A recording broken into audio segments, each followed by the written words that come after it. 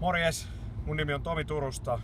Mä otin loparit mun duunista ja päätin jäädä kotiin isyysvapaalle meidän 1-vuotiaan tyttären kanssa. Silloin kun hän syntyi vuosi sitten, niin pidin sen 3 viikkoa tai 18 päivää siinä heti pois ja nyt on paiskittu vuosi röitä tässä välissä, kerran duunitkin ehtinyt vaihtuun ja nyt pidän sen loput 36 päivää.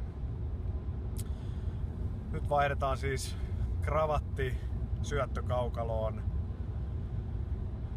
oravan pyörä vaihdetaan kävelyn puistossa ja työsuhdeauto vaihtuu rattaisiin. Jos mä miettisin, mikä tähän johti, jos yksittäisen hetken yrittäisi sieltä identifioida, niin varmaan se olisi se yksi ilta duunissa, kun kattelin puhelimelta videoa.